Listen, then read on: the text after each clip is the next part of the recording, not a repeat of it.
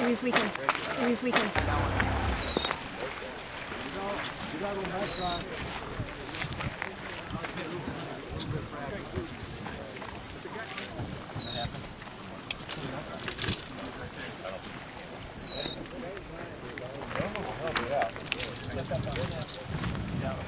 Good solid footing right there. Chip on the corner dog. Yeah.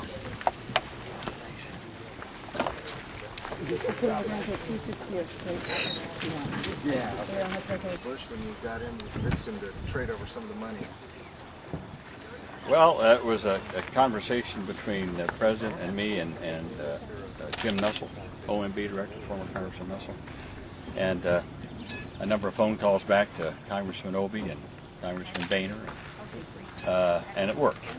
That's all I can tell you. It worked. That's what I read. That's what I see in the press release. It worked. It isn't that he doesn't want to say, but usually a conversation between a member of the Senate and the president, if it's private, it ought to be kept private. So, but it worked. Okay. Yeah, great. I just joined with Chuck and said this is sobering. I like him. We've all seen floods before. Of course, I have never seen anything like this. And to go into Oakville and just see that whole town devastated like that, that's just hard to imagine. I mean, this is all cropland. It's just hard to imagine. It looks like a lake in Minnesota. So we're now going to go in and talk to the Corps of Engineers. I hope we can get General Walsh on the phone. I'm going to try to track him down. I was with him yesterday. They need some emergency levee repair, and we're going to see if we can't move it along as fast as possible. Basically cut red tape and not cut it the long way. Yeah. What can you say to the people that are trying to get their life back in order have lost their crops or their livestock? What are the few words that you say to them or their families or suffered victims? Well, it's going to take time. I know that. Our thoughts and prayers are with them. Obviously, I think I can speak for Chuck and me, but we'd like to be able to snap our fingers and have it all go away. We can't do that. So we have to just tell you we're going to do everything we can to cut the red tape, to get the help here as much as possible, and our offices are working together and with all the other agencies, and we'll just do everything we can to assist. You yourself are too young to remember '93 and the flood in Des Moines. We saw it again worse in Cedar Rapids, and this is worse for Oakville than probably even Cedar Rapids, accordingly. And Iowa came back, and you see people pulling together in Iowa. I mean, just think of the volunteers and the National Guard and the Red Cross.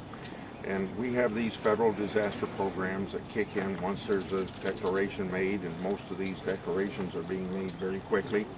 So people know that there's $5.5 billion available to immediately help people in need.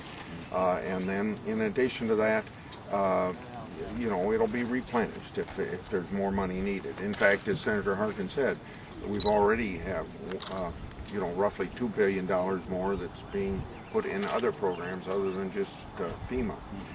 We did have an immediate need for this area that was expressed for me by a couple people already that is a little different than in other communities we've been had, and that's the necessity for temporary housing. So we're going to have to look into that and see if we can get FEMA to answer that concern.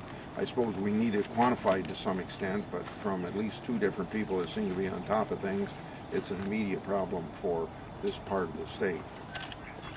You think about, of course, the first thing that comes to your mind, you see the homes, and these are people's homes, and I don't know if some of them can be saved or not. You feel sorry for them, but then you also think about all the cropland out there. I mean, we need that corn. I mean, for our food supply. And with the high prices this year, think about the economic devastation on these farmers, on the companies here at Tri-Oaks, all the people along the line that were depending on this to have an income this year. So the economic hit is going to be tremendous from the loss of this crop out here. Senator, do you think it's important for towns to still get together and have things such as festivals, such as Farmington has a strawberry festival every year, Do you think it's important for communities to still get together and celebrate things like that? And tell me why. Yeah, I mean, I hope that one of the things that Chuck and I are doing here is showing people we have confidence. Just like all these people here, they have confidence in the future. They're going to rebuild. They're going to get their farms back. We'll get the levees rebuilt. Oakville will come back. And so it's that sense of continuity and confidence. And so, sure, if people have festival stuff, it's important to keep that going, you know? Don't let it get you. You can't let it destroy you, you know? One word, community. And I think you see that word community being exercised all the time with the volunteerism that come out. Neighbor concerned about neighbor, neighbor helping neighbor. And in a sense, a community program like you just mentioned, should it be carried on or not, it's the evidence of victory over defeat, victory over terrible. We've seen the Red Cross everywhere we've gone. It's just been wonderful. The Red Cross, in kind of a sentimental way as well as a official way, but it isn't necessarily official with every natural disaster, but they're kind of an extension of the federal government. They are not a part of the federal government. They're a private organization. They're chartered by Congress. Congress doesn't control them, but we count on them a lot.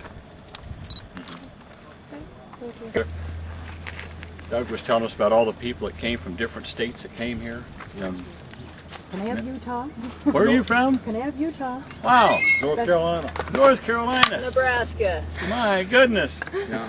That's great. And I heard also Indiana and Illinois, Minnesota, Connecticut. Minnesota. We had a lot of Indiana. people come from out of Fantastic. state too to help the tornado that went through my county, Parkersburg and New Hartford, and it's tremendous. And if I could say it for the Red Cross, volunteers, the Salvation Army, and all volunteers, even if they aren't connected with an organization, you know, you think maybe just local people, you make a difference with local people, and that's where the local difference is really felt. But you know, in Washington D.C., people see it on television, and they say, you know, isn't it nice that people are neighborly like that, helping in need?